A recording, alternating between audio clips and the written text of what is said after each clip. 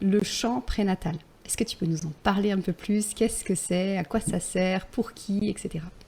Alors, le chant prénatal, c'est une expérience que j'ai fait moi d'abord, il y a quelques années, lorsque j'étais enceinte de ma troisième.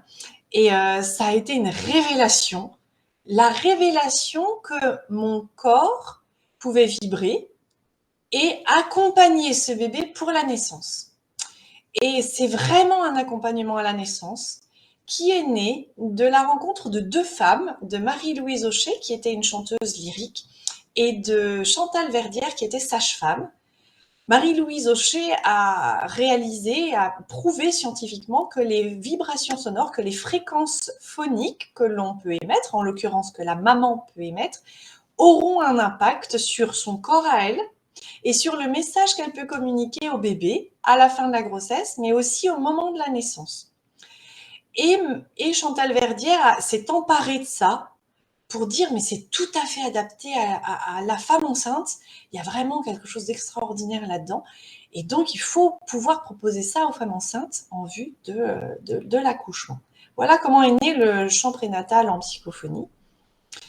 Et voilà, j'ai eu la chance de me former et maintenant je le propose, que ce soit à des mamans qui sont chanteuses ou des mamans qui ne sont pas chanteuses, puisque le chant prénatal, il n'y a pas de prérequis en chant, vraiment. Je tiens vraiment à rassurer toutes ces mamans qui auraient peur de chanter.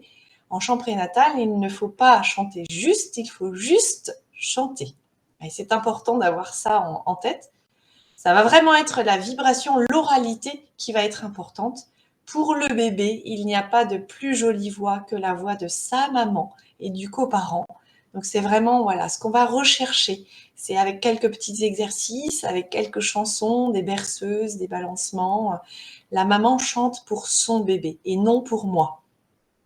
Et tu as déjà eu des personnes peut-être qui ont une très belle voix, qui ont déjà travaillé beaucoup le chant, et puis peut-être d'autres qui n'ont jamais fait de chant. Comment tu fais la différence entre les deux? Quelle est la différence que tu fais au niveau de l'accompagnement? Comment tu t'y prends? Alors, il n'y a pas spécifiquement de différence puisque le but n'est pas la qualité vocale là dans ce cas-là.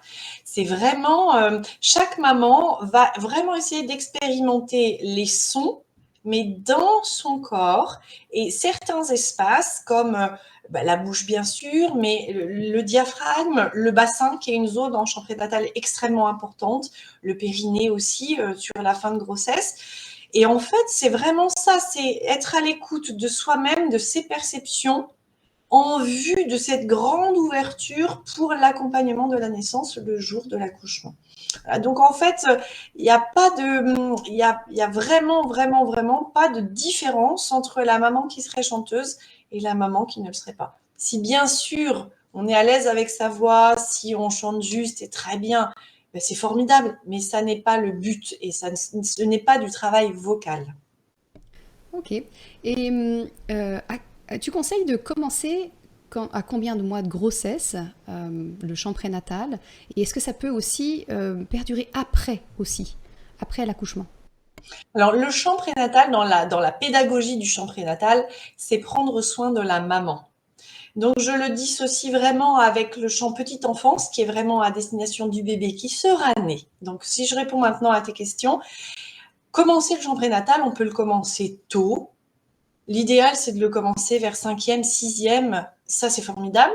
Si c'est plus tard, il y a jamais, ça n'est jamais trop tard, de toute façon. Ce qui est pris est pris. Donc voilà, c'est vraiment pour la maman, pour la préparation de cette naissance, ou le coparent. Le coparent a toute sa place aussi dans la préparation à la naissance. Et après la naissance, le chant prénatal peut continuer puisque la maman est au cœur de cette pratique-là, notamment pour toute la rééducation du périnée.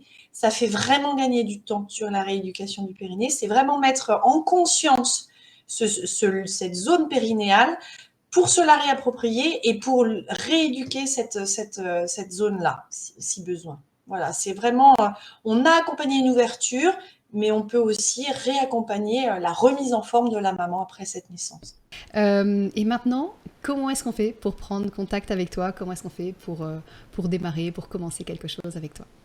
Eh bien, c'est hyper simple et humain. Vous prenez votre téléphone, vous m'appelez et nous parlerons ensemble, nous échangerons et nous prendrons rendez-vous.